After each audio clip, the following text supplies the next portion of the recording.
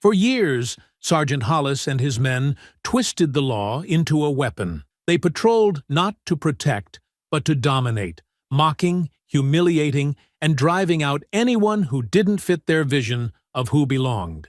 But when they mocked and brutalized a fat black homeowner in front of his wife and daughter, they chose the wrong man. What they could not see, what they never imagined, was that Marcus Reed was a Delta Force commander, forged in combat and unbreakable in spirit.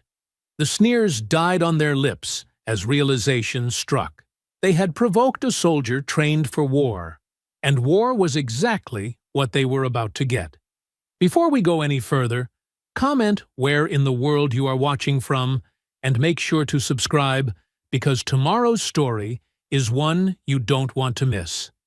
Marcus Reed pulled his SUV into the curved driveway of their new two-story colonial home, the late afternoon sun warming the red brick facade. The car's trunk was packed with grocery bags from their first big shopping trip as homeowners. He couldn't help but smile as he watched Naomi practically bounce in the back seat, her excitement infectious. "Can I really paint my room any color I want?" Naomi asked for the third time that day, her dark eyes sparkling with possibility. Angela turned in the passenger seat, her warm smile lighting up her face. "Within reason, baby. Maybe not neon green." "Oh, Mom," Naomi pouted, but couldn't hide her grin. Marcus stepped out of the car, his broad frame casting a long shadow across the manicured lawn. The air felt different here in the suburbs, cleaner, quieter than their old apartment. But something else hung in that air too, something that made the hair on the back of his neck stand up. Years of military training had taught him to trust those instincts.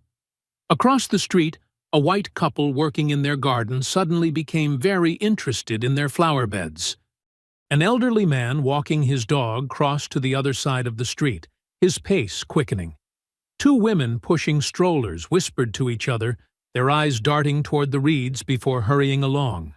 Angela noticed too. She always did. "Marcus," she said softly, reaching for his hand.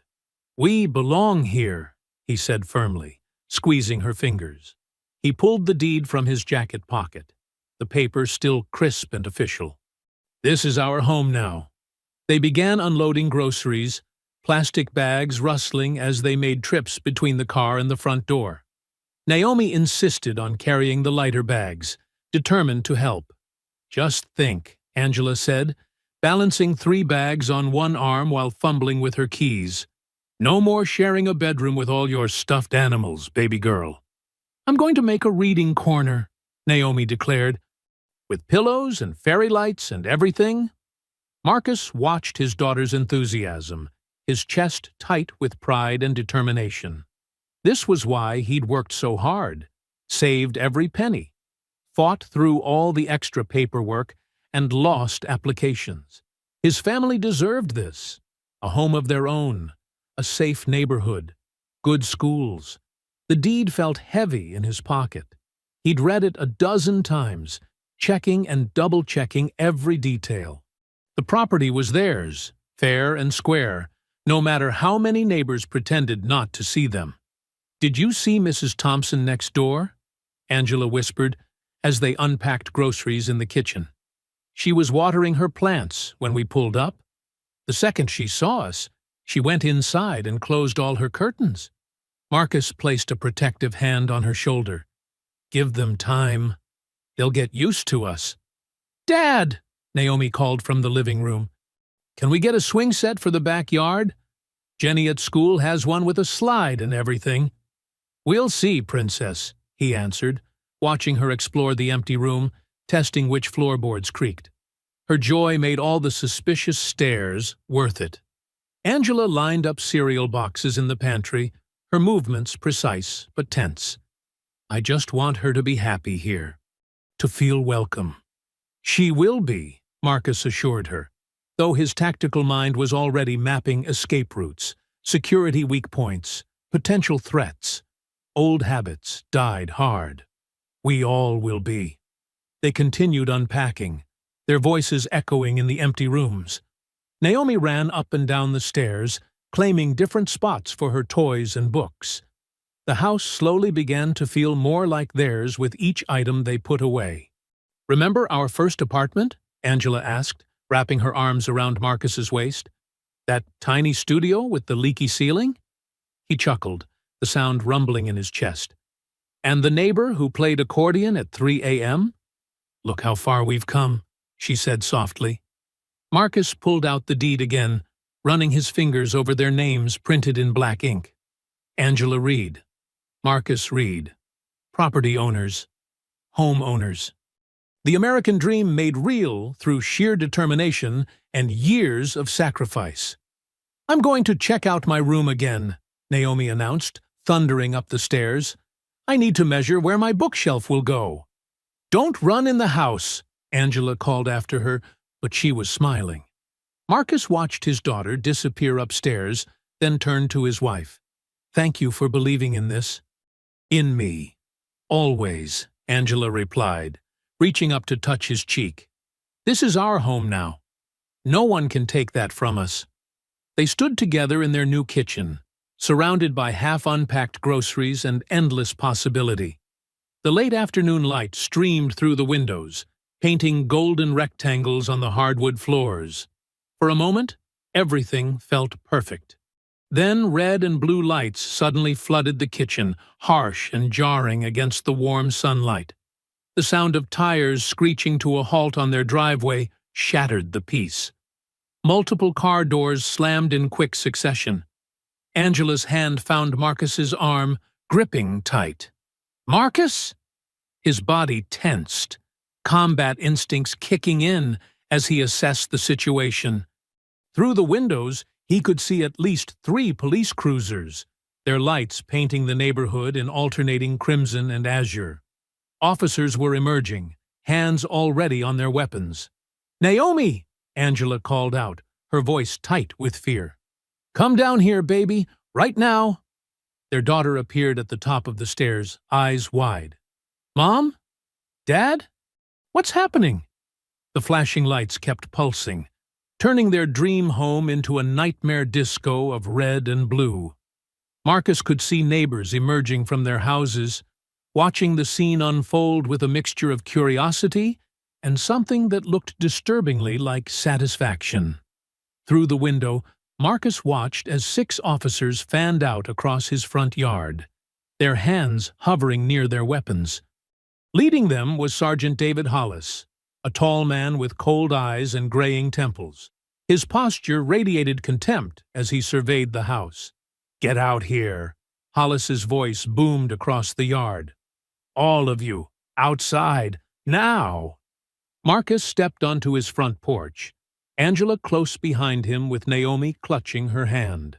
The flashing lights painted their faces in alternating shadows of red and blue. "This is private property," Marcus said firmly, his voice carrying across the yard. "I'm the homeowner." Officer Carter let out a harsh laugh. "Homeowner? Look at this guy, Sarge. Built like a house himself." "More like a warehouse," Briggs added with a snicker, patting his own lean stomach. Hollis's lip curled as he looked Marcus up and down. "This is a restricted neighborhood, boy. Your kind doesn't belong here."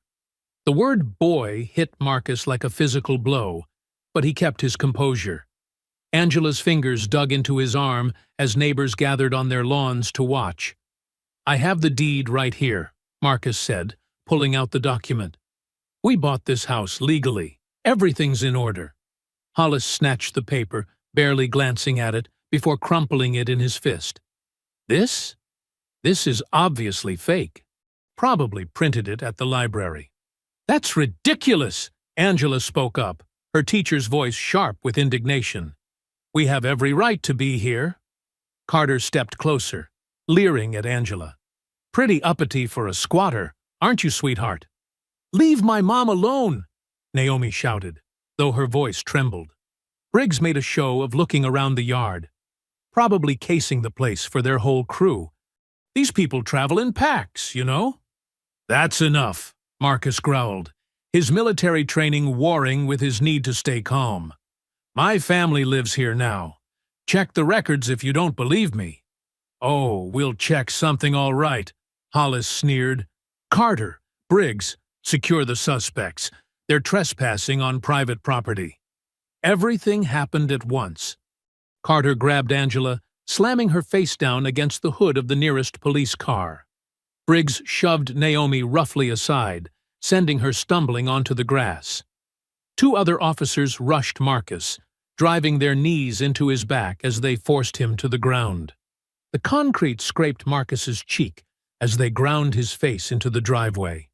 One officer dug his knee harder into Marcus's spine, while another twisted his arm behind his back with unnecessary force.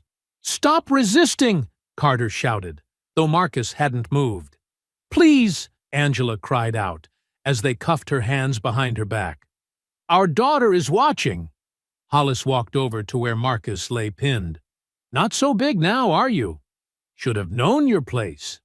Something inside Marcus snapped. Years of Delta Force training took over. He exploded upward, throwing off the officers like rag dolls. His elbow caught one in the throat, sending him stumbling backward, gasping for air. The other reached for his taser, but Marcus was faster. He grabbed the officer's wrist, twisting until bones cracked. Briggs charged forward, baton raised. Marcus caught the swing easily, yanking the weapon away and using Briggs's own momentum to slam him face first into the police cruiser. The impact left a spiderweb of cracks in the windshield. "Gun!" Carter screamed, scrambling backward while drawing his weapon. "He's got Briggs's baton!"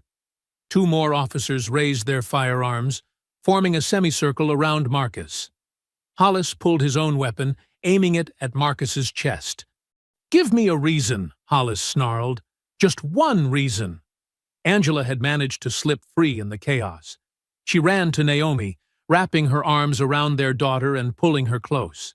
"Marcus, please, think of Naomi." Blood trickled down Marcus's face from where they'd ground it into the concrete. His chest heaved as he stood in a fighting stance, surrounded by drawn weapons. The taste of copper filled his mouth, mixing with the bitter rage that threatened to overwhelm him. "You want to shoot me?" Marcus's voice was deadly calm. "In front of my wife and daughter? In front of all these witnesses?" Neighbors had their phones out now, recording everything. Hollis noticed too, his eyes darting between the gathering crowd and Marcus. "Drop the baton," Hollis ordered, tightening his grip on his gun. "On your knees, hands behind your head." Marcus's military training screamed at him to press the advantage. He could disarm at least two of them before they got a shot off. But Angela's terrified face and Naomi's quiet sobs pulled him back from the edge. "This isn't over," Marcus said, blood dripping from his chin onto his shirt. "Oh, it's just beginning," Hollis promised, his voice thick with menace. The standoff stretched taut as a tripwire, neither side willing to back down. Red and blue lights continued to flash, casting wild shadows across the scene of violence that had erupted on what should have been a peaceful suburban street. The tension exploded into chaos as Carter lunged forward, his face twisted with rage. His fist caught Angela across the jaw with a sickening crack, sending her sprawling against the wooden porch steps. Blood trickled from her split lip as she crumpled to the ground. "Mom!" Naomi's scream pierced the night air. Another officer grabbed for her, meaty fingers closing around her small arm. Marcus's world went red. The careful restraint he'd been clinging to shattered like glass. His body moved with fluid precision, muscle memory from countless missions taking over.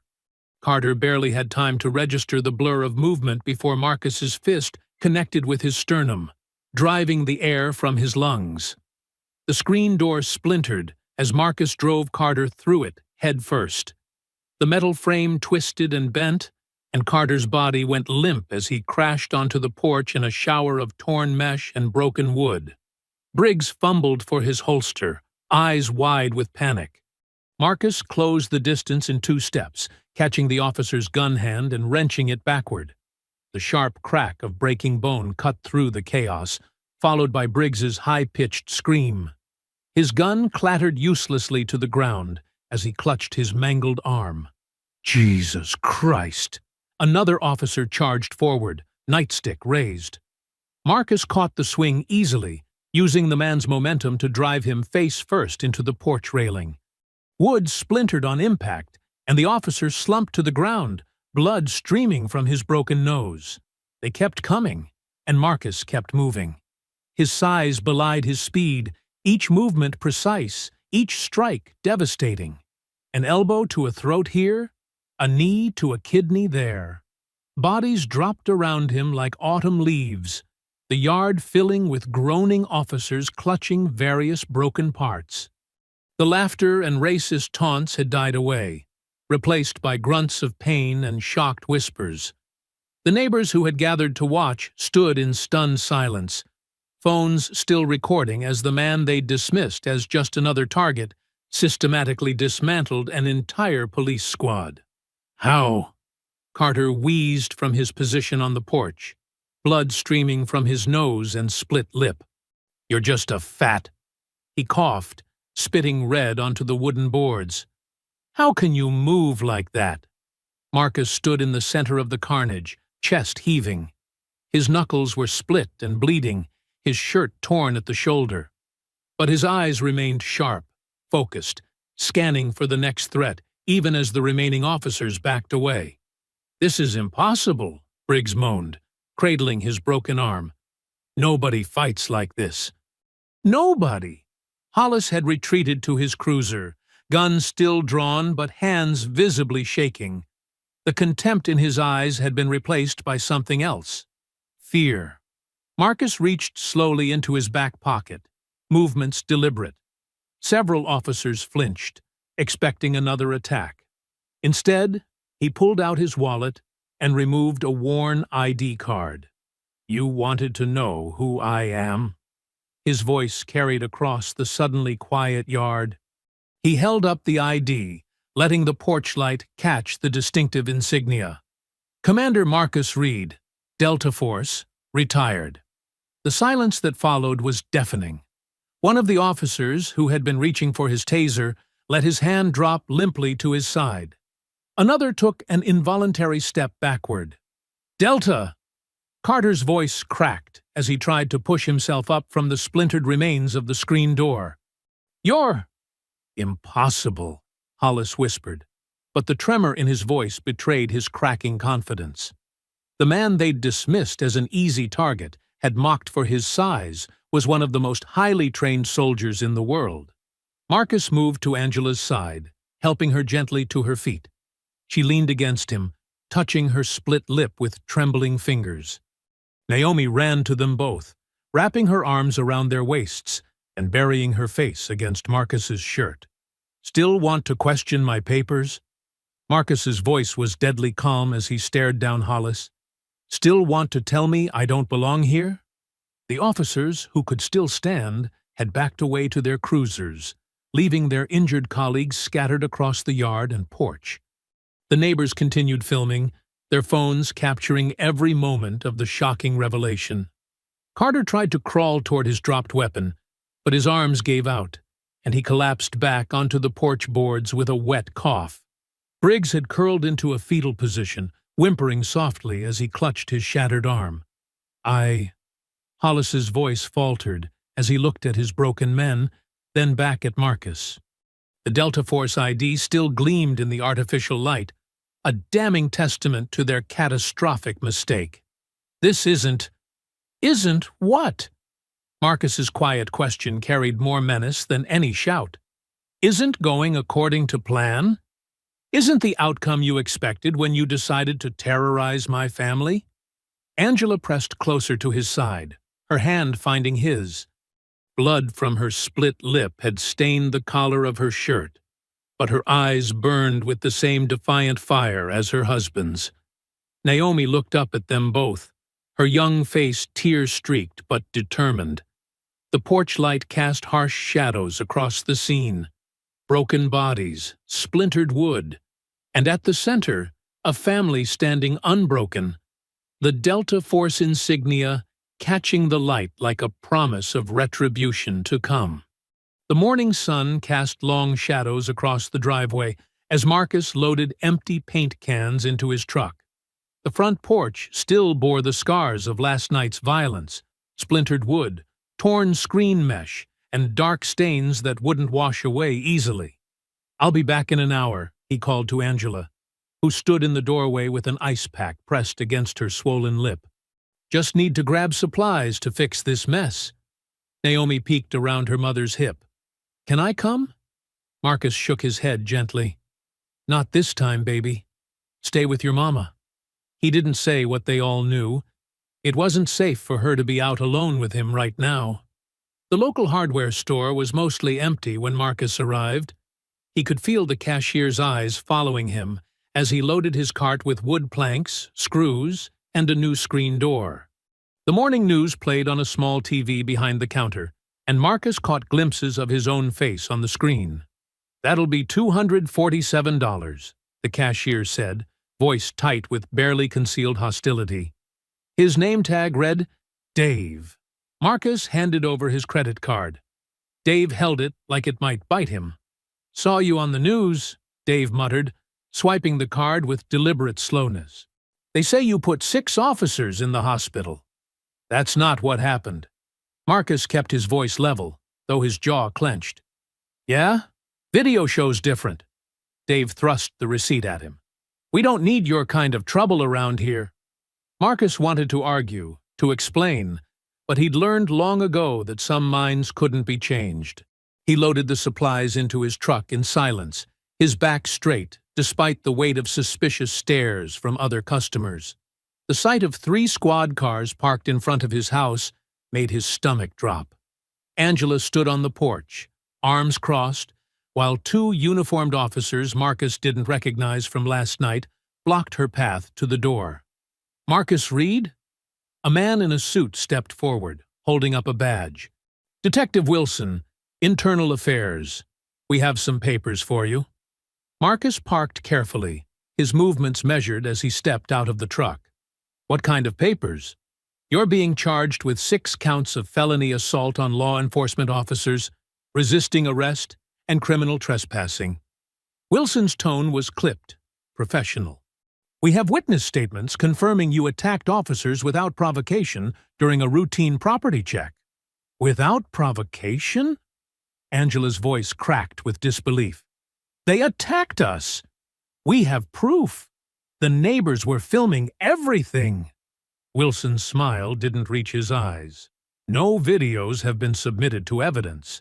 In fact, several witnesses state you were combative from the start, refusing lawful commands and initiating violence." Marcus's hands curled into fists as he read through the charges. His military record, his decorated service. None of it mattered. They'd twisted everything, painting him as a dangerous criminal who had to be stopped. "The news is saying awful things, Dad." Naomi appeared in the doorway, her phone clutched in her hand. "They're calling you a thug. Jenny at school said her mom told her you tried to kill those officers." Marcus's heart clenched at the hurt in his daughter's voice. He opened his phone's browser, and there it was. "Violent ex-military member assaults police during routine stop." The article described him as unstable and dangerous, questioning how someone with his violent tendencies had been allowed to serve in Delta Force. "This is insane," Angela said, moving to stand beside him. "We had at least 10 different neighbors recording. There's no way all that footage just disappeared." "I suggest you get a good lawyer," Wilson said, already turning away. "Your arraignment is scheduled for next week. Until then, stay in the county."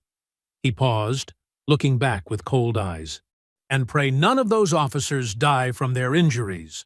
The squad cars pulled away, leaving Marcus standing in his driveway, holding papers that could destroy everything he'd built. The hardware store supplies sat untouched in his truck, the broken porch now the least of his problems. Throughout the day, more news stories appeared. Each one painted a darker picture, suggesting his military service had left him mentally unstable, questioning his right to own the property, even hinting at drug use based on anonymous sources. Naomi came home from school in tears. "Nobody will talk to me," she sobbed into Angela's shoulder. "They're saying we're criminals, that we stole this house." Marcus watched his family hurting and felt helpless for the first time since leaving the service. He could handle physical threats, but this was different. They were using the system itself against him, twisting the truth until his very presence became a crime. The phone rang just after midnight. Marcus answered, expecting his lawyer. "Leave the house." The voice was electronically distorted, emotionless. "You've got 24 hours. After that, we'll bury you so deep in charges your grandkids will be paying legal fees. And that's if you survive what's coming." "Who is this?" Marcus demanded, but the line was already dead. He stood in the dark kitchen, phone still in hand, listening to his family's quiet breathing from upstairs. The house he'd bought to give them safety had become a battlefield. But this wasn't a fight he could win with fists or tactical training. The charges in his hand felt heavier than any weapon he'd ever carried. 6 felony counts, each one capable of sending him away for years. And somewhere out there, someone was orchestrating all of it, erasing evidence and twisting truth into poison. Angela paced the kitchen, her phone pressed to her ear.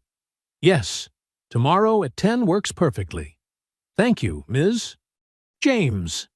She ended the call and turned to Marcus, who sat at the table reviewing the stack of charges. "I've made an appointment with Clarissa James. She's a civil rights lawyer who's won cases like this before."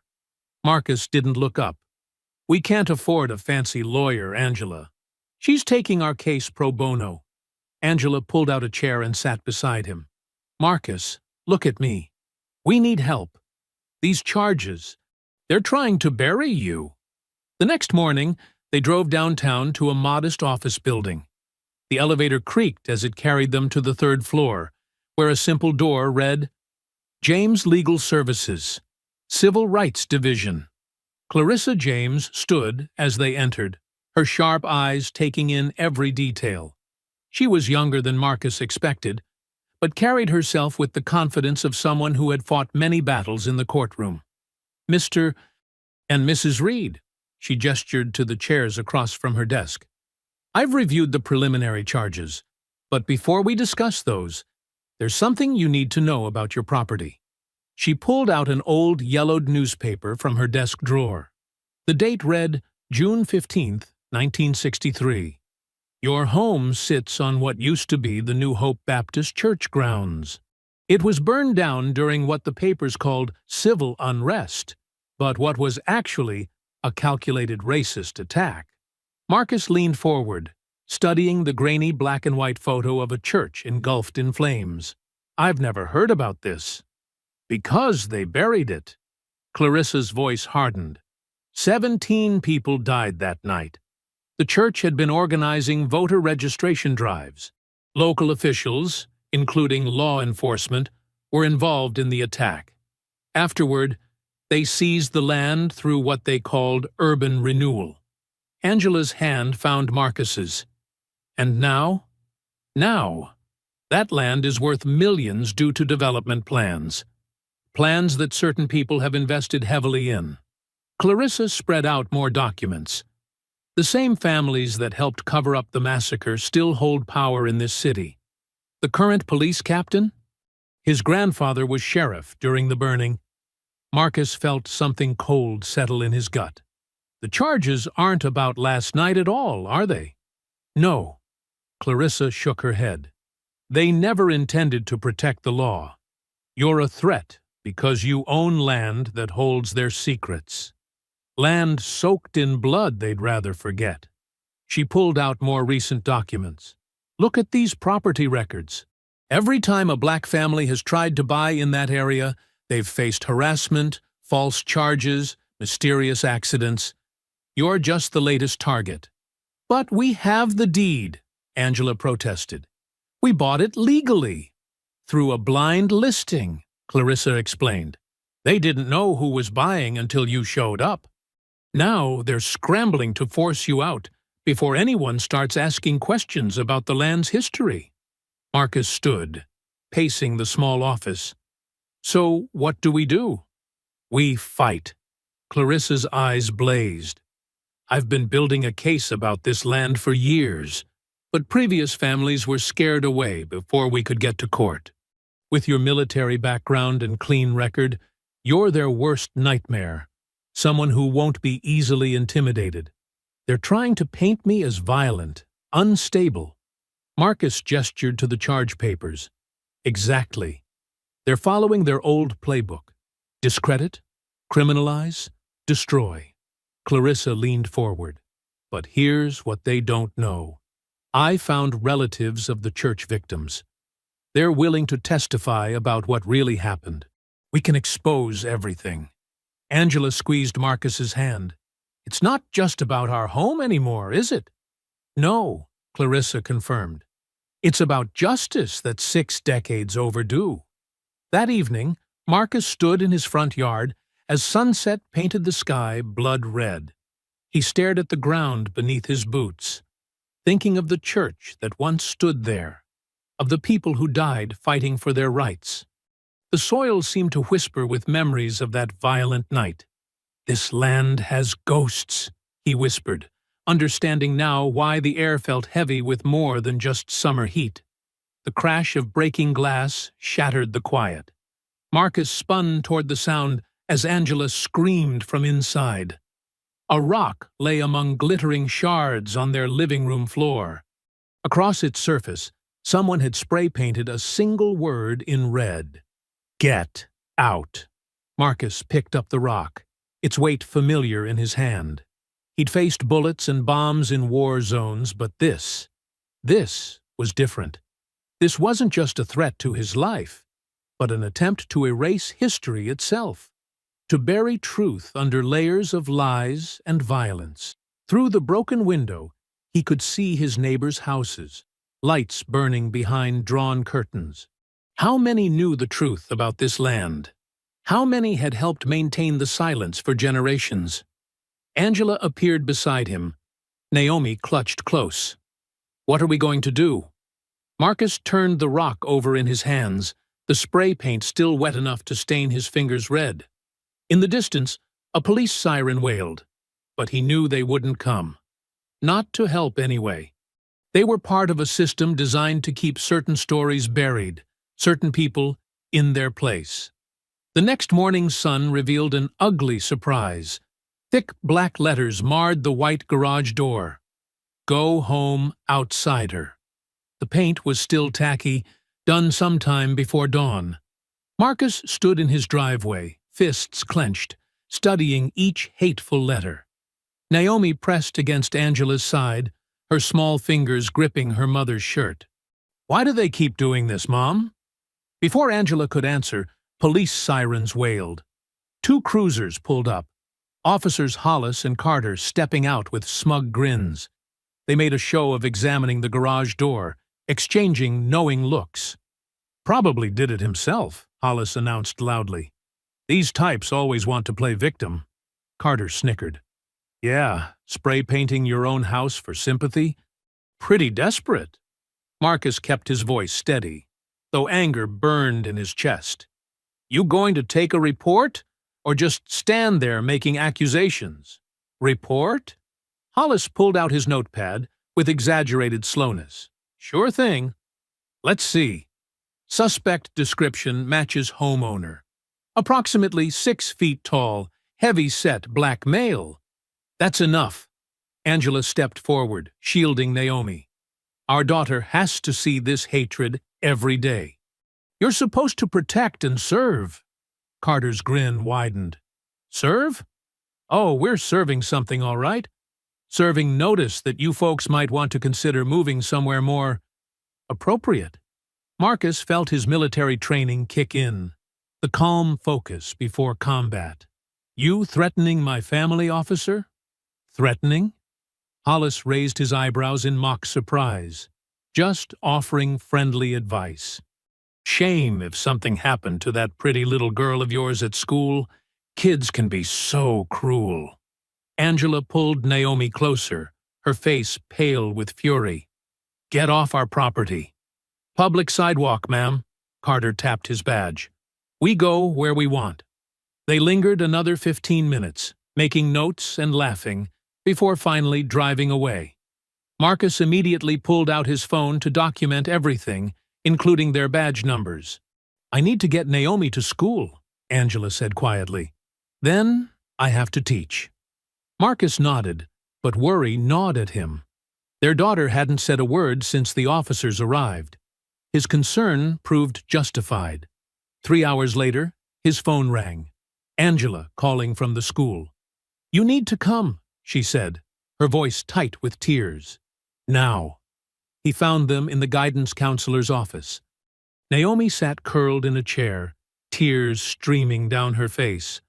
A crude drawing had been taped to her locker, stick figures of her family being hung from a tree. The other kids, she hiccuped between sobs, they said we deserve it, that we're dirty and don't belong here. Marcus knelt before his daughter, gathering her small hands in his. Listen to me, baby. You are beautiful. You are strong. You belong anywhere you want to be. But why do they hate us? Naomi's voice cracked. We didn't do anything wrong.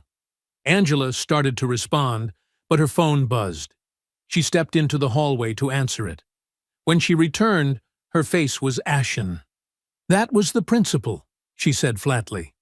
My contract is being terminated, effective immediately. What? Marcus stood. They can't do that.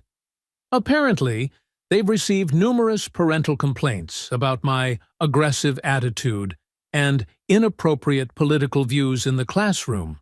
Angela's laugh was bitter.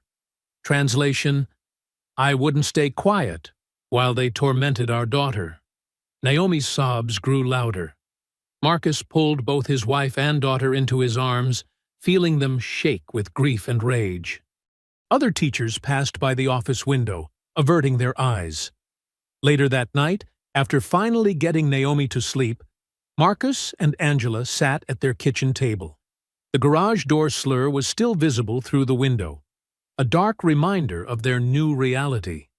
We could leave, Angela whispered, staring into her cold coffee. Find somewhere else. Marcus reached across the table, taking her hand. You know what happens if we run? They win. Not just against us, but against history itself. They get to keep burying their crimes. But our daughter is watching us. Marcus's voice grew fierce. She needs to see us stand up, fight back. Show her that justice is worth fighting for. Angela studied their joined hands. I'm scared, Marcus. Not of them, but of losing you.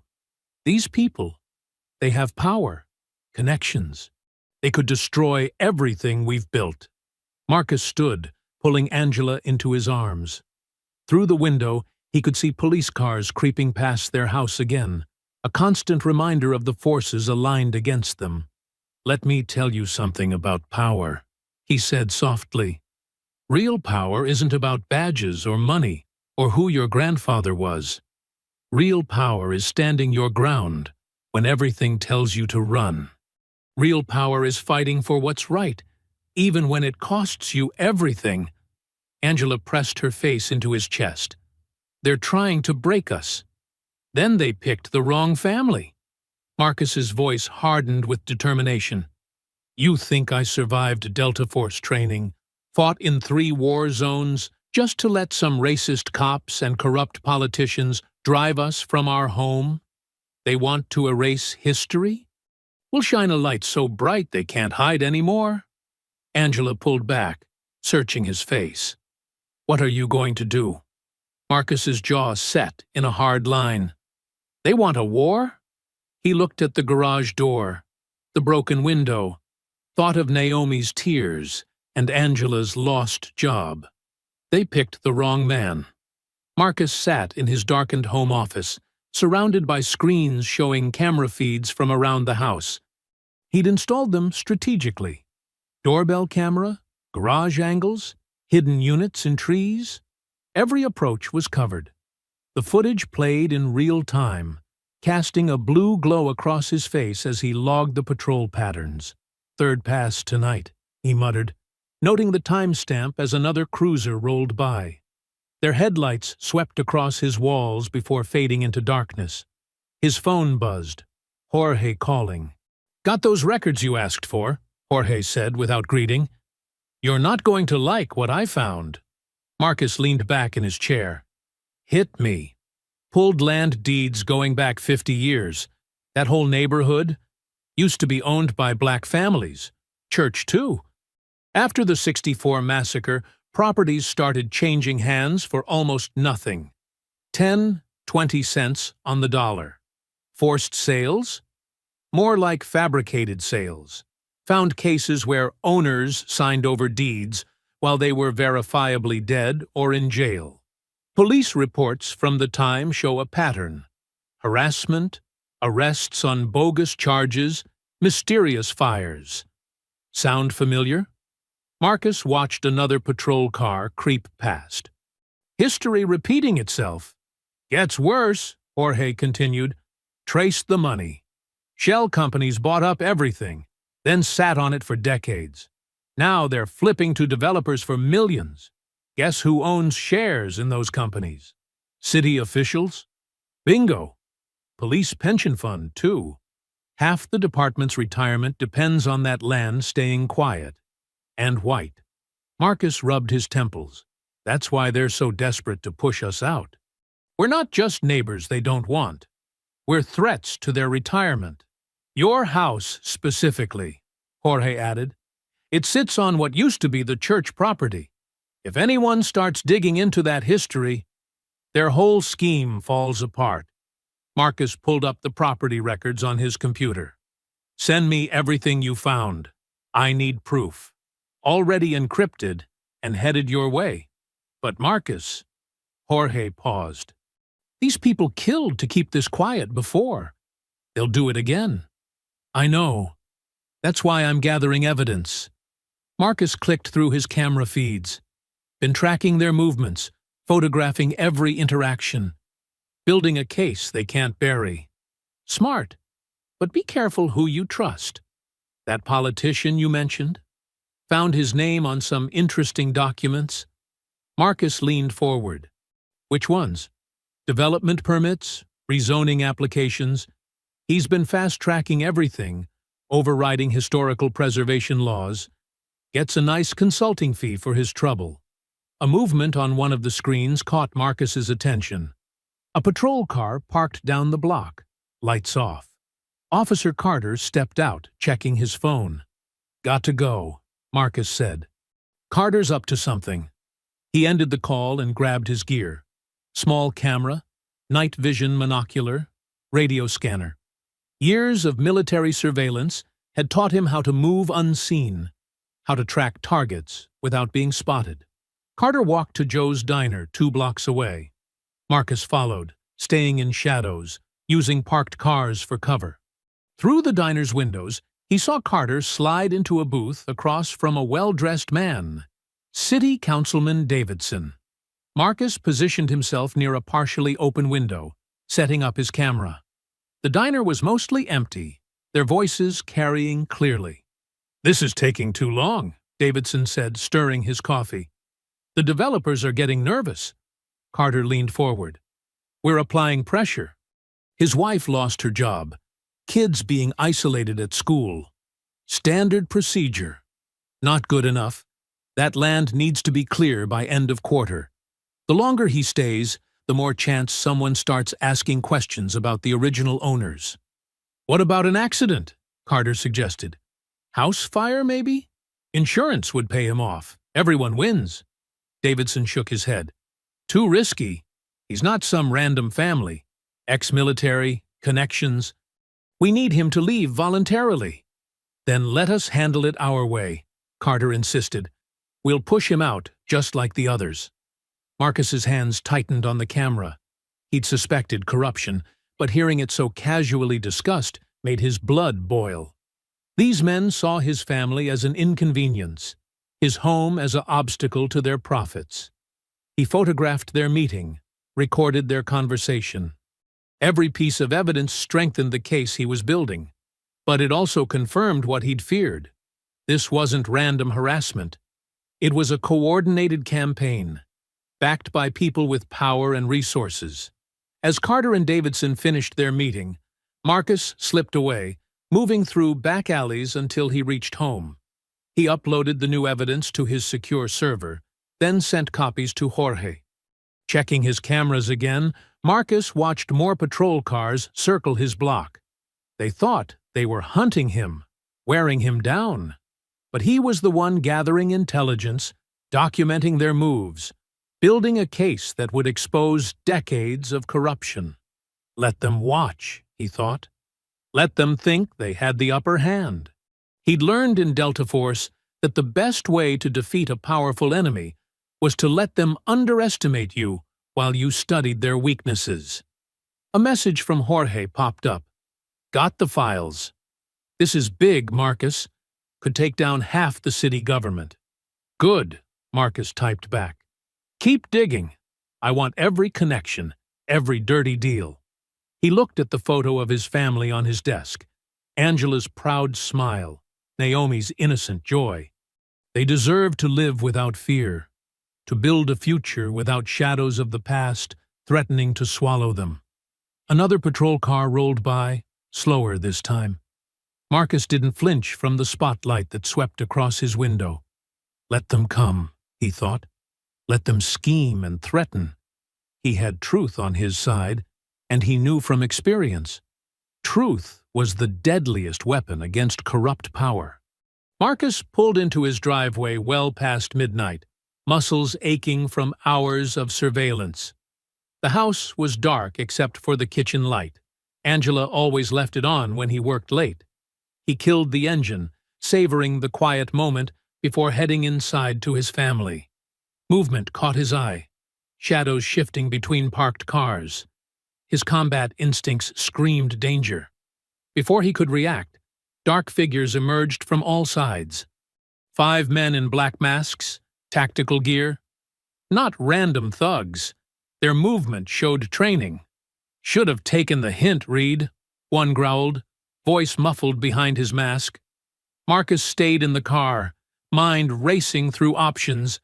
They'd positioned themselves to cut off escape routes. 2 carried pistols, 3 had batons. Their stance suggested police or military background. Last chance to walk away, Marcus warned, his voice steady despite the adrenaline flooding his system. They responded by advancing. Marcus exploded into action. He threw the car door open with crushing force, catching the nearest attacker in the face. Bone cracked under the impact. The man dropped, mask bloody. Marcus rolled out low, dodging a baton swing. His elbow drove up into the second attacker's ribs. The man wheezed, doubling over. Marcus grabbed his wrist, twisted until tendons popped.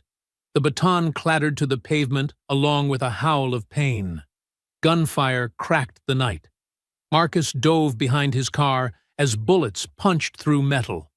Glass shattered, raining across the driveway. He heard Angela scream from inside the house. "Stay back!" he shouted toward the door. The last thing he needed was his family in the crossfire. 2 attackers circled left while another went right, trying to flank him. Marcus Army crawled to the rear tire, retrieved the pistol magnetized under his car. The familiar weight steadied his hands. More shots rang out, closer now. Marcus waited for the pattern he'd learned in combat.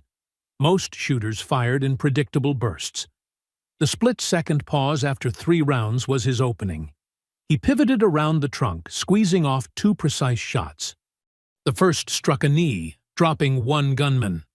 The second hit center mass, throwing another backward into the bushes.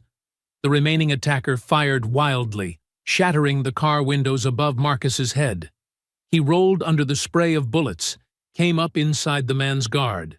His fist crushed the attacker's throat. As the man gagged and stumbled, Marcus stripped the gun from his grasp. Tires screeched at the end of the block. A getaway vehicle. The two injured attackers scrambled toward it, dragging their unconscious partner. Marcus raised both pistols, aiming not at the men, but at their escape route. 4 rapid shots punctured the vehicle's tires. The van slewed sideways, scraping against parked cars before grinding to a halt. The driver gunned the engine, but the rims only sparked against asphalt. "Marcus!" Angela's voice cracked with fear. She stood in the doorway, Naomi crying behind her. "Get back inside," he ordered, keeping his weapons trained on the disabled van. But the fight was over. The attackers piled into another vehicle that roared up, leaving their first van abandoned. Marcus maintained his combat stance until the sound of engines faded. Only then did he lower his guns, chest heaving. Blood trickled from cuts on his face and arms. His knuckles were raw, body aching from impacts he'd barely registered during the fight. Angela ran to him, her hands trembling as she touched his wounds. "Oh, God, Marcus! What's happening to us?" He pulled her close, feeling her heart race against his chest. Over her shoulder, he saw Naomi watching from the doorway, eyes wide with fear no child should know. "They're not done," he whispered, holding his wife tighter. Red and blue lights began pulsing in the distance. Neighbors had called the police. But Marcus knew they'd find nothing useful. The attackers had been too professional, too well equipped. This wasn't random violence. It was a message. He guided Angela toward the house, where Naomi rushed into their arms. The girl buried her face against him, shoulders shaking with silent sobs. Marcus stroked her hair, rage building in his chest. They'd brought violence to his home, terrorized his family. That wasn't something he could forgive. "Inside," he said softly. "We need to clean up before the police arrive." Angela nodded, understanding. They couldn't trust the authorities, not when the attackers moved like law enforcement. She led Naomi to the kitchen, while Marcus quickly gathered shell casings and other evidence. He'd analyze them later, add them to his growing case file. Sirens grew louder as he did a final sweep of the driveway. His military training cataloged details automatically. Impact patterns, blood spots, bullet trajectories. Every piece told a story, and he'd use that story to identify his attackers. Glass crunched under his boots as he walked to the porch. The house he'd bought for his family's security now bore the scars of violence. Broken windows, bullet holes, blood stains. But the walls still stood. They hadn't driven him out. Marcus touched the deed in his pocket. The paper that proved this land was his. The document that threatened decades of corruption. They wanted him gone because he represented something bigger than one family. He represented truth buried in blood-soaked soil, justice delayed, but not forgotten. The first police cruiser rounded the corner. Marcus straightened his shoulders, mind already formulating the careful statement he'd give. He couldn't show how much he really knew, how much evidence he'd gathered. Let them think this was just another random attack. Behind him, Angela called his name softly. He turned to see his wife and daughter framed in the doorway, their faces showing equal measures of fear and determination. This was what he was fighting for. Not just a house, but their right to live without fear, to stand their ground against those who would erase them. The shaky cell phone footage filled the screen. Masked men attacking Marcus in his driveway, the brutal efficiency of his defense, the spray of gunfire. Clarissa James sat back in her office chair, a satisfied smile playing across her lips as she watched the video spread across social media. 3 million views in 2 hours, she told Marcus over the phone. The independent media is having a field day with this. Those thugs didn't know you had security cameras installed. How bad is the backlash? Marcus asked, pacing in his living room. Against you? Minimal. The footage is clear. You defended yourself against armed attackers. But the police department? They're drowning. People are asking why trained men in tactical gear were trying to kill a homeowner. Outside the Reed house, news vans lined the street. Reporters clutched microphones, hoping for a statement. Marcus watched them through the window blinds, remembering similar media circuses from his military days. The online comments are overwhelmingly supportive, Clarissa continued. People are connecting the dots. Your initial arrest, Angela losing her job. Now this attack. It's painting a picture of systematic harassment. Angela joined Marcus at the window, wrapping her arms around his waist. Channel 7 wants an interview, she said. So does the Tribune. Marcus shook his head. Not yet. Let the footage speak for itself. The story exploded throughout the day. Social media filled with clips of the attack, analysts breaking down Marcus's combat techniques, conspiracy theorists connecting it to historical land grabs. By evening, protesters gathered outside City Hall, carrying signs reading, "Justice for the Reeds" and "Stop Police Terror." Mrs. Jenkins arrived as the sun set, clutching a worn leather photo album. Her hands trembled as she sat at the Reeds' kitchen table. "I've held on to these for decades," she said, carefully opening the album. "Wasn't sure I'd ever have cause to share them." The photos were old, edges yellowed with age. They showed a proud brick church surrounded by a black community. Children playing, Sunday services, family gatherings. Then came darker images, the church in flames, men in white hoods watching it burn, bodies in the street. "My daddy took these," Mrs. Jenkins explained, voice thick with emotion. "He knew someday we'd need proof. The newspapers never reported it. Police claimed the church burned itself down. 17 people died that night." Angela covered her mouth, tears welling in her eyes. "This happened here? On this land?" Mrs. Jenkins nodded. "Right where your house stands. They buried the truth, along with our people. Sold the land to developers once enough time passed. But some of us remembered." Marcus studied the photos intently, his jaw tight. "Clarissa needs to see these." "Already called her," Mrs. Jenkins said.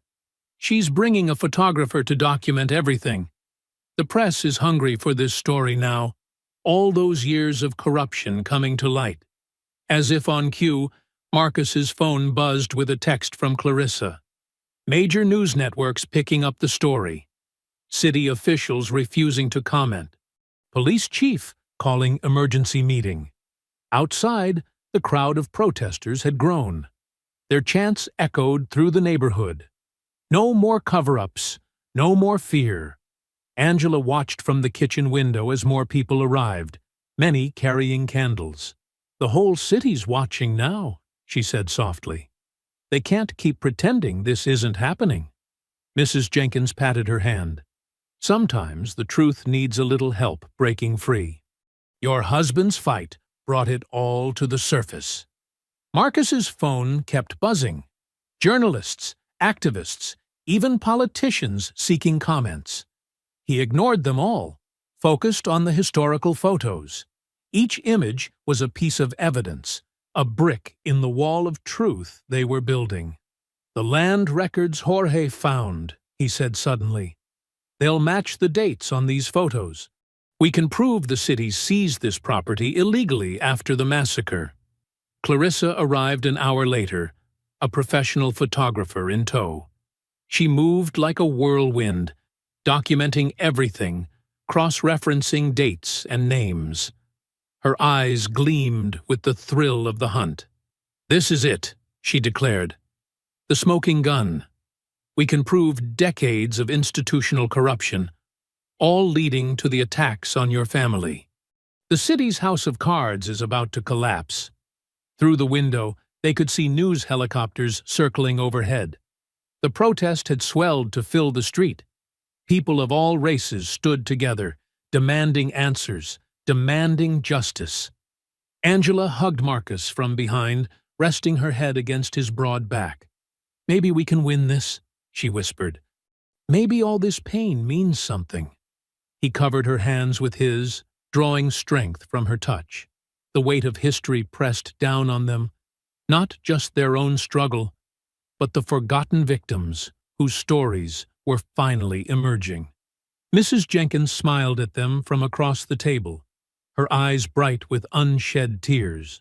Outside, a black sedan sat parked across the street, its windows tinted dark. Inside, a figure watched the scene unfold through binoculars, taking note of every person who entered or left the Reed house. But for now, the Reeds remained focused on their growing support, on the possibility that truth might finally prevail. The photos spread across the kitchen table told a story of violence and erasure, but also of resilience. Like the church that once stood on this land, the Reeds refused to be burned out, refused to be forgotten. Their stand had become something larger than themselves, a reckoning long overdue. Marcus's truck rolled to a stop in front of his house, the engine ticking in the evening quiet. The meeting with Clarissa had run long, endless planning, strategizing how to use Mrs. Jenkins's photos for maximum impact. His muscles ached from sitting hunched over documents for hours. Something felt wrong the moment he stepped out. The porch light was off, though Angela always left it on for him. As he approached, his combat-trained eyes caught details that made his heart race. Scuff marks on the welcome mat, the front door slightly open. Marcus drew his concealed pistol, years of Delta Force training taking over. He moved silently up the steps, avoiding the spots that creaked. Through the gap in the door, he heard Naomi's muffled sobs. "Naomi?" he called out, pushing the door open with his shoulder, weapon ready. The living room was a mess, the coffee table overturned. Angela's favorite lamp shattered on the floor. Naomi sat curled in the corner of the couch, tears streaming down her face. "Daddy!" She launched herself at him. Marcus caught her with one arm, still scanning the room for threats. "Where's your mother?" His voice was steady, but fear clawed at his chest. "They took her." Naomi buried her face in his shirt. "3 men in masks. Mom fought them, but they hurt her and dragged her out the back door. I hid under my bed like you taught me." Marcus held her tighter, rage building in his chest. "Did they see you?" Naomi shook her head. "I stayed quiet, just like in our drills. But I heard Mom screaming, and then a car drove away fast." He led Naomi to the kitchen, keeping her close as he checked each room. No signs of the intruders remaining, but evidence of the struggle was everywhere. Knocked over chairs, a broken glass, Angela's phone lying cracked on the floor.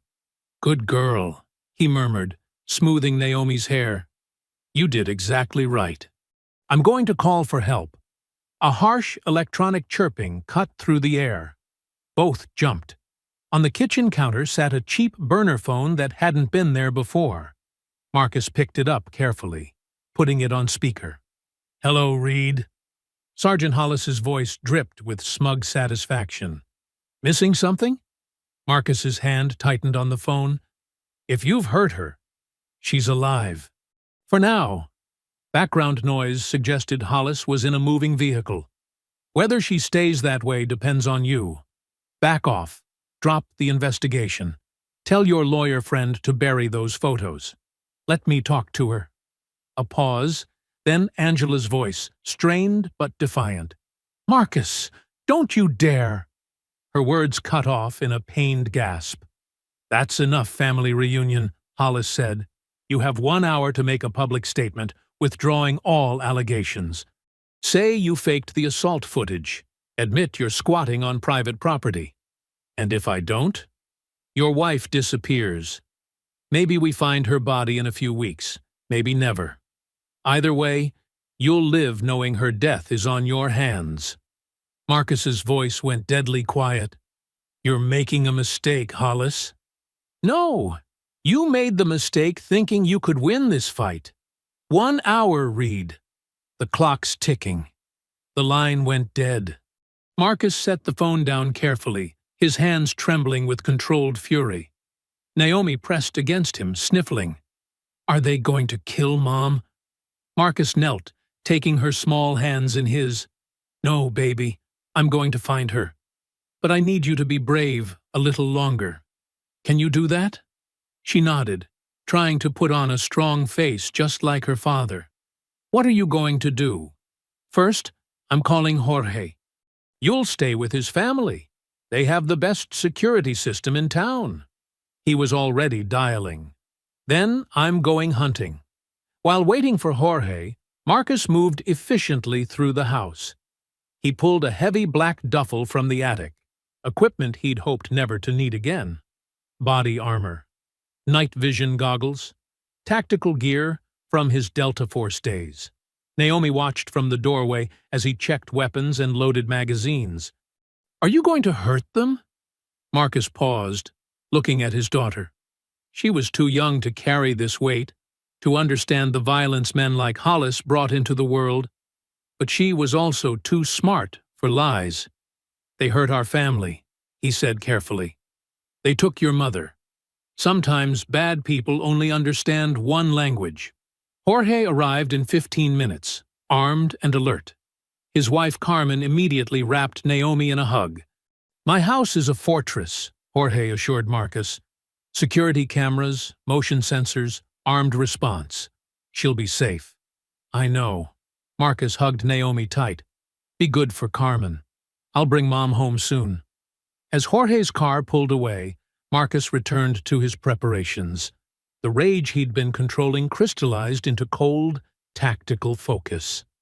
Hollis and his men thought they were dealing with an ordinary civilian. They had no idea they'd just challenged a Delta Force commander on his own turf.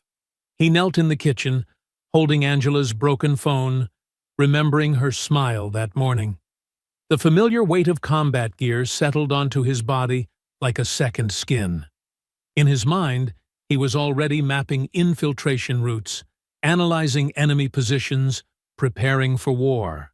They've just signed their death warrant, he whispered to the empty house. The words weren't a threat or a promise. They were simply fact. These men had taken his wife, terrorized his daughter, and now they would learn why Delta Force operators were feared worldwide. The hour Hollis gave him ticked away, but Marcus made no move to comply. Instead, he finished his preparations in methodical silence. They wanted him to bend, to break. Instead, they'd awakened something far more dangerous than they could imagine. Mrs. Jenkins opened her door before Marcus could knock, as if she'd been waiting. Her eyes were sharp with worry in the porch light. I heard what happened, she said, ushering them inside. Naomi, baby, I've got fresh cookies in the kitchen. Marcus watched his daughter trudge toward the warm, cinnamon-scented kitchen. The usual bounce in her step was gone, replaced by the heavy weight of fear. Mrs. Jenkins touched his arm. I've got cameras on every corner of this house, she said quietly. Motion sensors, too. Been adding security since the riots in '92. Nobody's getting near her. Thank you. Marcus's voice was rough. I need to know she's safe while you raise hell? Mrs. Jenkins's eyes flashed. Good. It's about time somebody did. This land's seen too much pain already. In the kitchen, Naomi picked at a chocolate chip cookie, her usual sweet tooth subdued by worry. Marcus knelt beside her chair. Remember what I taught you about staying safe? He asked. Naomi nodded. Stay away from windows. Keep my phone on. Don't answer the door for anyone but you or Jorge. That's my girl. He kissed her forehead. Mrs. Jenkins has my number. Call if you need anything, even just to talk. Will you find Mom tonight? Marcus hesitated. He wouldn't lie to her. I'm going to try, but it might take time to do it right. Just bring her back. Naomi's voice wavered. I don't care how long it takes. Headlights swept across the front windows, Jorge's SUV pulling up. Marcus hugged Naomi one last time, breathing in the familiar scent of her hair. "Be brave, baby girl." "I love you." "Love you too, Daddy." Mrs. Jenkins walked him to the door. "Those men think they can keep doing this forever," she said. "Show them they're wrong." Marcus nodded grimly. "They won't touch another family after tonight." Outside, Jorge was already unloading gear from his trunk. The ex-Delta operator moved with practiced efficiency, passing Marcus a heavy tactical vest. "Level 4 plates," Jorge said. "We'll stop anything short of a rifle round. Got your old kit, too. Night vision, comms, the works." They moved into Mrs. Jenkins's garage, laying equipment on a workbench. Jorge spread out a hand-drawn map. "I've got 3 possible locations where they might be holding Angela," he said, tapping points with a calloused finger. "Old warehouse complex by the river. Lots of abandoned buildings, perfect for keeping someone quiet. Police training facility on the outskirts, restricted access, but they've got holding cells, and this condemned church property they use for SWAT drills." Marcus studied the map, mind working through tactical approaches. "What's your intel source?" "Remember Bobby from the unit? He's private security now. Does contract work with the department. Says there's been unusual activity at all 3 sites tonight. Patrol cars coming and going, lights on when buildings should be empty." Jorge laid out more gear, suppressed pistols, extra magazines, combat knives, zip ties. Everything they'd need for a quiet infiltration. But his movements were tense, worried. "Marcus." Jorge paused, hand on a rifle case. "These aren't insurgents in some mountain cave. They're cops. Maybe dirty ones, but still cops. You go in hot, there's no coming back. Best case, you spend life in prison. Worst case, they killed my career once," Marcus said, checking the action on a pistol. "Tried to destroy my family. Now they've taken my wife. What would you do?" Jorge was quiet for a long moment. "Same thing. But you need to understand. You go in there, you might not come back." Marcus loaded a magazine, the clicks sharp in the garage's silence. "I don't need to. Angela does. At least let me come with you. 2-man team, just like the old days." "No." Marcus was firm. "I need you here, watching Naomi. If something goes wrong—" He didn't finish the thought. Jorge nodded slowly. "All right, but I'm running Overwatch from here. Radio contact the whole time. You need backup? I'm 15 minutes out." They spent the next hour going over equipment and plans. Marcus stripped down his tactical vest, keeping only essential gear. Speed and stealth would be critical. Jorge helped him adjust the night vision mount, check radio frequencies, tape down anything that might rattle. "Bobby said the warehouse complex has the most activity," Jorge reported, studying his phone. 3 unmarked cars arrived in the last hour. Could be our best bet. Marcus agreed. The location made sense. Isolated, multiple escape routes, easy to control access. He'd start there, then move to the other sites if needed. "What's your timeline?" Jorge asked. "I'll recon the warehouse first. Look for signs of Angela. If she's there, I'll wait until their guard drops, probably early morning. Hit them when they're tired. Sluggish." Jorge handed him a burner phone. "Encrypted. Use it if you need to call in cavalry. I've got some old unit contacts on standby, guys who owe us favors." Marcus tucked the phone away, then began his final equipment check. The familiar routine centered him, pushing away emotion in favor of cold precision. Pistol cleaned and loaded, spare magazines secured, knife edge honed to razor sharpness. Each piece of gear tested and positioned for silent, efficient access. Jorge watched him work, recognition in his eyes. This wasn't Marcus, the family man, anymore. This was Commander Reed, the officer who'd led them through 100 dangerous missions. "Remember your training," Jorge said quietly. "Mind like water. Let it flow around obstacles." "I remember." Marcus slid the knife into his boot sheath. "Keep my daughter safe. With my life." Jorge clasped his shoulder. "Good hunting, brother." Marcus stepped out into the darkness, feeling the night air against his face. Somewhere out there, Angela was waiting, and the men who took her were about to learn why Delta Force operators were considered among the deadliest warriors on Earth. The warehouse loomed against the night sky, a hulking mass of corroded metal and broken windows. Marcus crouched in the shadows of a defunct loading dock, studying the building through his night vision goggles. 2 guards patrolled the perimeter, sloppy, predictable routes that spoke of overconfidence. They weren't military, just cops playing soldier. He'd been watching for 3 hours now, mapping their patterns. The East Guard smoked every 40 minutes, always in the same spot behind a dumpster. The West Guard was lazy, cutting corners off his route to check his phone. Inside, lights showed movement on the 2nd floor. At least 4 more hostiles, probably more. Jorge's voice crackled in his earpiece. "Security cameras on the north and west corners. Looking for blind spots." "Copy." Marcus kept his voice barely above a whisper. "Any sign of Angela?" "Movement in a 2nd-floor office. Someone tied to a chair. Can't confirm identity from this angle." Marcus's jaw tightened. The thought of Angela bound, afraid, made his hands itch for violence, but he forced the emotion down, letting tactical training take over. Emotion got you killed. Precision kept you alive. The East Guard wandered toward his smoking spot, right on schedule. Marcus moved, a shadow among shadows, years of infiltration experience guiding each silent step. The guard lit his cigarette, exhaling smoke into the cool night air. He never heard Marcus approach. The garrote wire slipped around the guard's throat with practiced ease. Marcus yanked back hard, cutting off both airway and blood flow. The guard tried to struggle, but Marcus had him locked in position, arms pinned. 15 seconds later, the body went limp.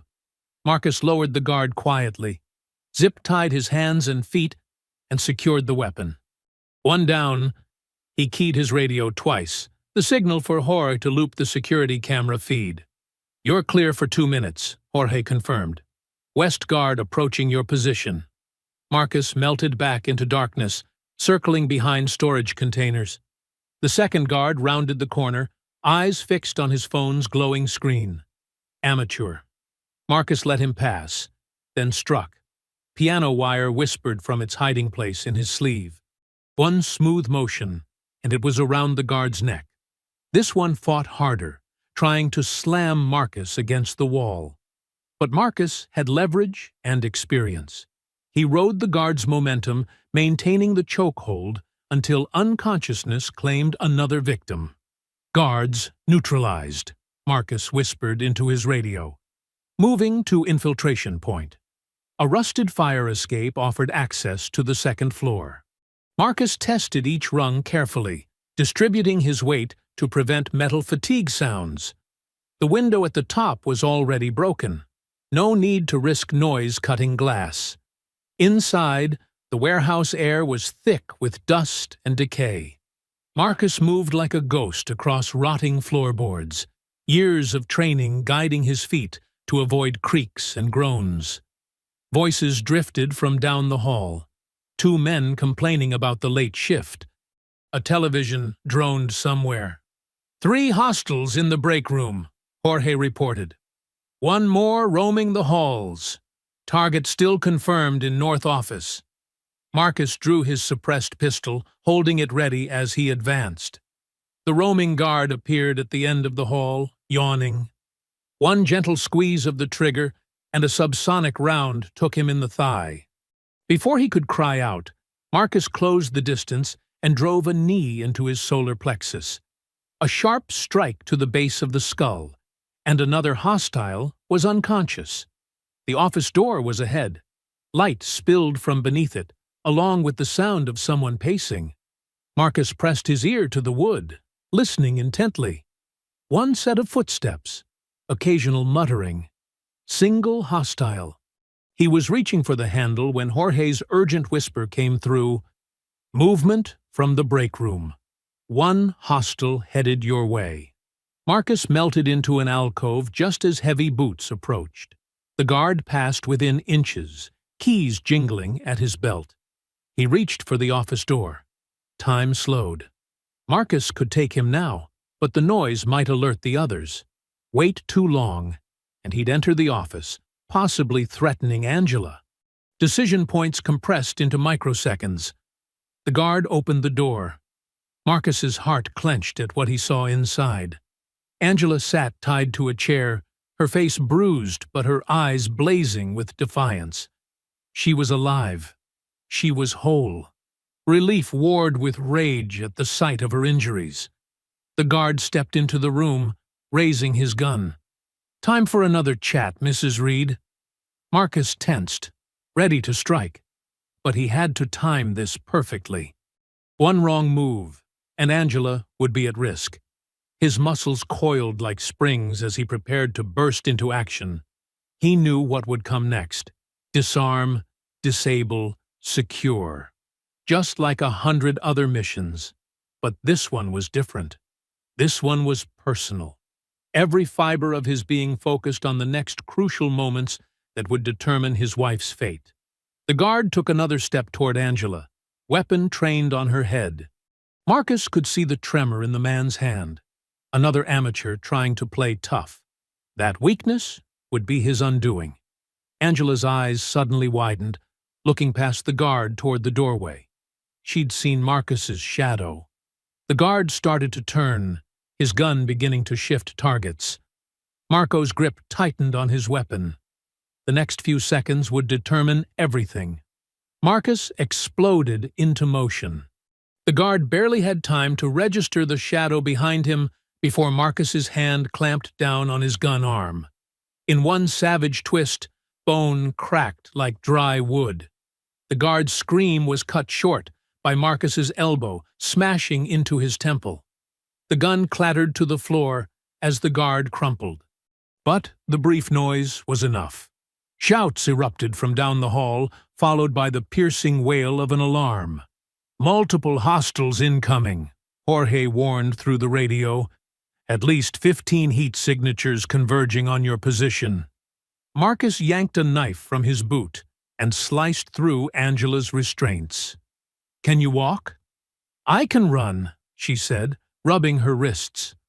Her split lip curved into a fierce smile. Make them pay. Heavy boots thundered up the stairs. Marcus kicked over a metal desk for cover, pulling Angela behind it, just as the first shots punched through the doorway.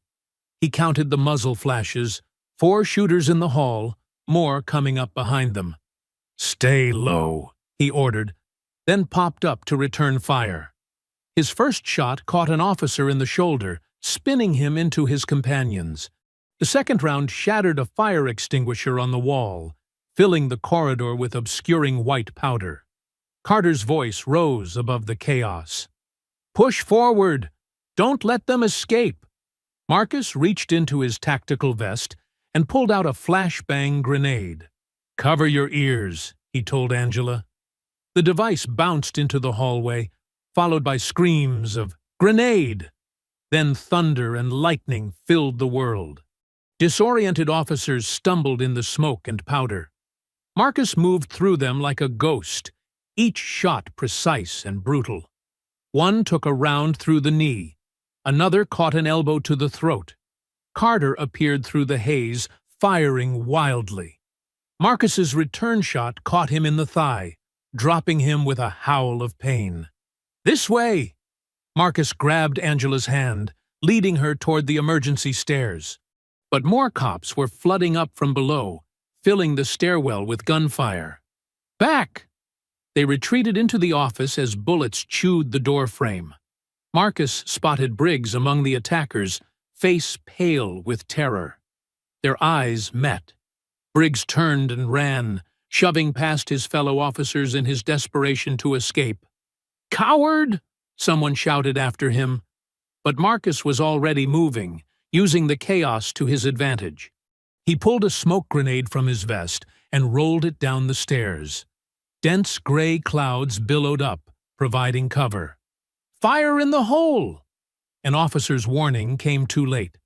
Marcus had already pulled the pin on another flashbang, this one modified with extra powder. The explosion was deafening in the enclosed space, sending officers tumbling down the stairs in a tangle of limbs and curses. Angela pointed to a maintenance catwalk spanning the warehouse floor. "There! It leads to the central office." They sprinted across the metal grating as bullets sparked off the railings. Marcus paused to shoot out the catwalk's support cables behind them, sending a section crashing down with several pursuing officers still on it. More gunfire erupted from below. Marcus shoved Angela behind a support beam, returning fire one-handed while retrieving his last flashbang. He'd modified this one specially, wrapping the shell in duct tape and fishing line. As shots peppered their position, he tied the grenade to a fallen piece of catwalk. "When I say now, run for that office," he told Angela. She nodded, eyes hard with determination. Marcus swung the makeshift pendulum, letting it build momentum. When the line of officers below grouped up for a push, he released it. The flashbang arced through the air, detonating at head height in a thunderous explosion that sent them scattering. "Now!" They sprinted the final stretch as chaos erupted below. Someone had knocked over a barrel of industrial solvent, spreading flames across the warehouse floor. Smoke began to fill the building as ammunition cooked off in the heat. They reached the central office door, heavy oak with reinforced hinges. Inside, they could hear Hollis's voice. "Burn the files! All of it." Marcus checked his magazine. 3 rounds left. He could hear sirens in the distance. Real police would be arriving soon. But Hollis was inside with evidence that could expose decades of corruption. They couldn't let him destroy it. The door was likely rigged or guarded. A frontal assault would be suicide. But Marcus spotted an air vent above the frame, large enough to drop a flashbang through. If they timed it right. Angela seemed to read his mind. She pulled a small mirror from her pocket, the kind women keep in purses, and slid it under the door crack. Marcus peered at the reflection. Hollis stood by a desk, pressing a gun to a briefcase while feeding documents into a shredder. 2 other men worked frantically to burn files in a metal trash can. The evidence was disappearing by the second. They had to move now. Marcus retrieved his final flashbang, calculating angles in his head. The vent would provide the perfect entry point, but timing would be crucial.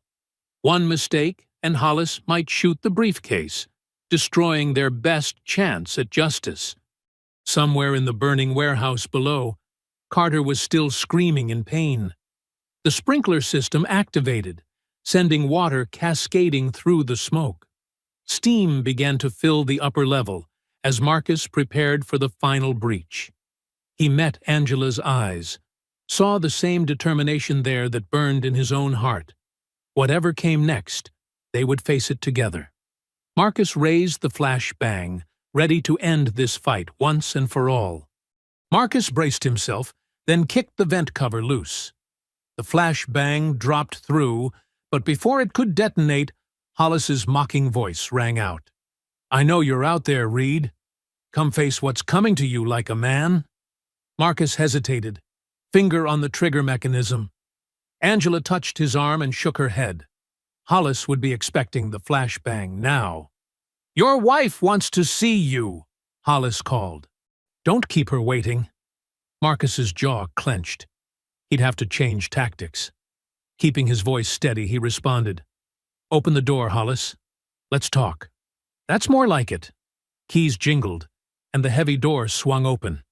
The scene inside made Marcus's blood boil.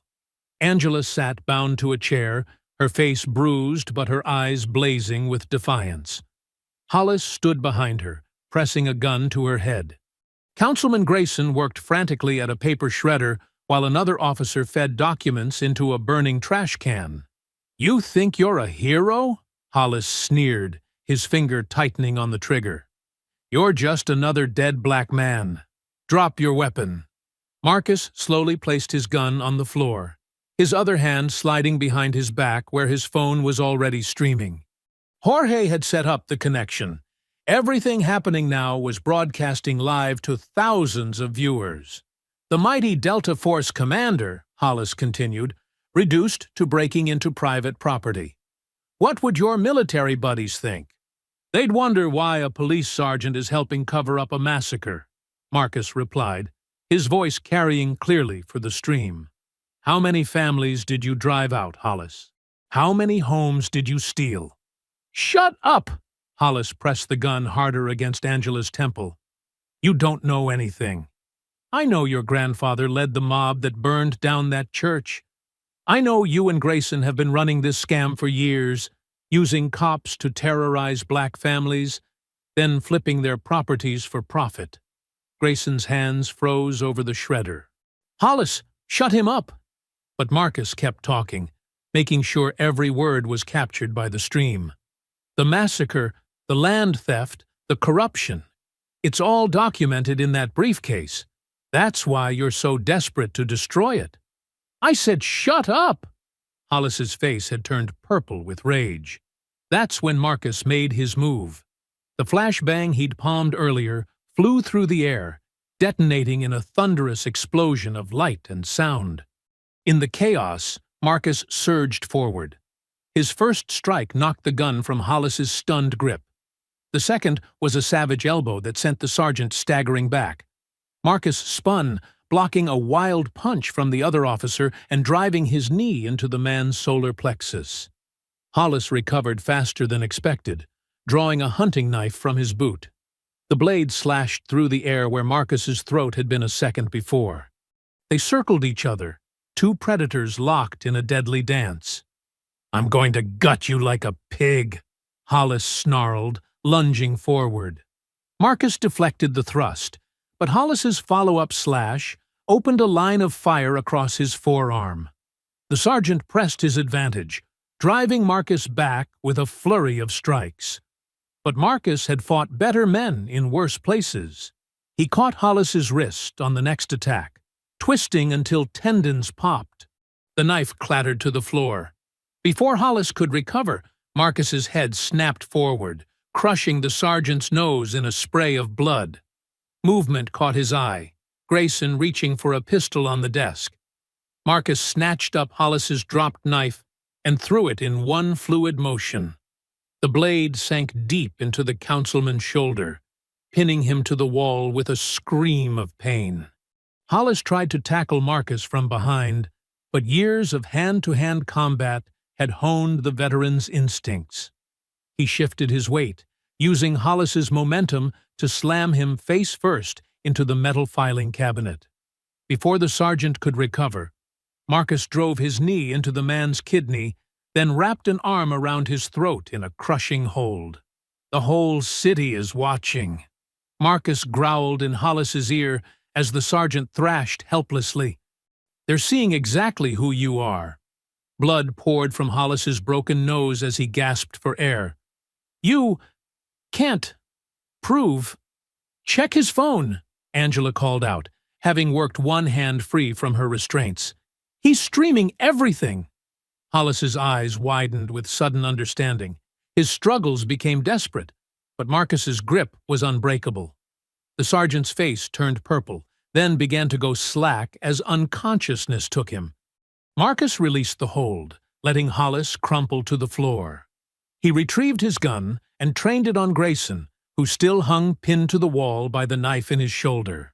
The briefcase, Marcus ordered. Slide it over. You're making a mistake, Grayson wheezed. We can make a deal. The sound of splintering wood cut him off as federal agents crashed through the door, weapons raised. FBI. Everybody down! Marcus raised his hands, keeping his movements slow and deliberate. The evidence is in that briefcase, he told the lead agent, and the whole takedown was streamed live. Hollis lay bleeding on the floor, his words slurring as agents cuffed him. You're dead, Reed. You hear me? Dead. But his threats were drowned out by the sound of justice finally arriving. As Angela wrapped her arms around Marcus, he could hear helicopters circling outside, their spotlights illuminating the truth that could no longer be buried. The warehouse had become a war zone of justice served, with Hollis's broken body and Grayson's pathetic whimpers serving as testament to the power of one man's refusal to back down. The evidence was safe, the corruption exposed, and the whole world had watched it happen in real time.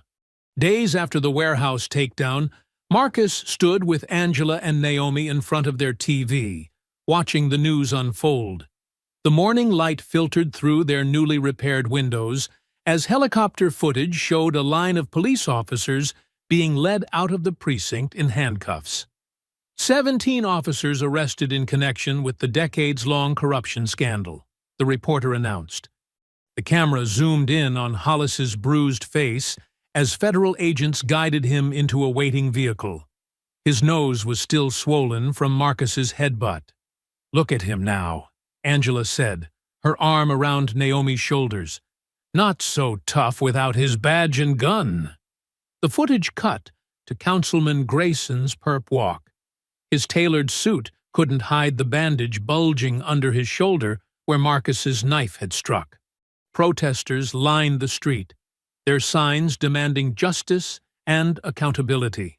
Some carried enlarged photos of the burned church and its congregation, faces that had been hidden from history for too long.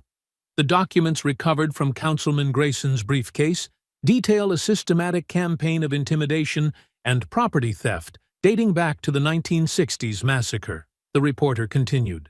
Federal prosecutors are calling it one of the largest civil rights conspiracies ever uncovered. Clarissa James appeared on screen, surrounded by reporters on the courthouse steps.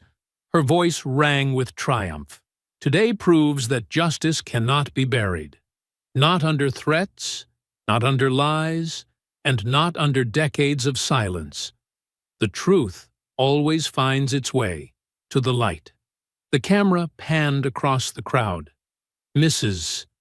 Jenkins stood among the protesters, holding a faded photograph of her father in front of the church before it burned. Tears streamed down her weathered cheeks, but she stood tall, finally vindicated. "Thanks to the evidence secured by Marcus Reed," Clarissa continued, "we can now prove that city officials and corrupt police actively conspired to drive black families from their homes. They didn't just cover up a massacre. They profited from it for generations." The scene shifted to City Hall, where workers were carefully removing the portrait of a former mayor now implicated in the original cover-up. In its place, they hung a plaque commemorating the victims of the church burning. The site of the 1963 massacre has been designated a historic landmark, the reporter explained. Plans are underway for a memorial garden and community center. The Reed family home, which became ground zero for exposing the conspiracy, will remain as a symbol of resistance against systemic racism. Marcus muted the TV as a knock sounded at their door. Angela opened it to find Jorge grinning on their porch, holding a massive pot of his grandmother's pozole. "Thought you might be hungry," he said, stepping inside. Abuela insisted on making enough for an army. More neighbors arrived throughout the afternoon. Mrs. Jenkins brought her famous sweet potato pie. The Kim family from down the street carried trays of bulgogi and kimchi. Even some of the white neighbors who had once stared suspiciously now came bearing casseroles and apologies, their living room filled with voices and laughter. Children played in the yard, while adults shared stories on the porch. The atmosphere was different now. No more fearful glances or hushed whispers. This was what community should look like. As the sun began to set, Marcus found himself standing on his front steps, watching the golden light paint the neighborhood in warm hues. Angela leaned against his shoulder, while Naomi sat on the porch rail, swinging her legs. "Look, Daddy," Naomi said, pointing to where more neighbors were walking up their driveway with covered dishes. "They're not scared of us anymore." "They never should have been, baby," Angela replied softly. Fear is what those men used to control people. But that's over now. Marcus watched as black, white, Latino, and Asian families mingled in his yard, sharing food and conversation. Children chased each other across the grass where he had once fought for his life. The place that had been meant to break them had instead become a symbol of healing. Mrs. Jenkins approached, carrying a framed black and white photograph. "I want you to have this," she said, handing it to Marcus. "It's the only picture I have of the church before they burned it." The photo showed a proud brick building with stained glass windows, its steps crowded with Sunday worshippers in their finest clothes. Marcus recognized the determined look in their eyes, the same defiance he'd seen in his own family's faces during their darkest moments. "My daddy used to say that sacred ground never loses its power," Mrs. Jenkins continued, her voice thick with emotion. "Maybe that's why you ended up here. Maybe those old souls knew you'd be the one to finally bring their story to light." Naomi touched the photograph gently. "They can't erase us anymore." "Can they, Daddy?" Marcus pulled his daughter close, feeling Angela's arms wrap around them both. The setting sun painted their shadows long across the porch, 3 figures standing tall and unafraid on land that had been reclaimed by truth. "Not ever again, baby," he whispered, his voice carrying the weight of both promise and prayer. "Not ever again." The evening air filled with the sounds of children laughing, plates clinking, and neighbors sharing stories. Where hatred had once tried to divide, love was slowly rebuilding. Where lies had sought to bury history, truth now bloomed like flowers breaking through concrete. The Reeds stood together on their porch, watching their community heal. They had fought for more than just a house. They had fought for home in its deepest sense.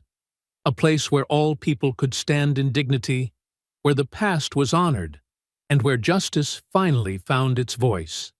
I hope you enjoyed that story. Please share it with your friends and subscribe so that you do not miss out on the next one. In the meantime, I have handpicked 2 stories for you that I think you will enjoy. Have a great day.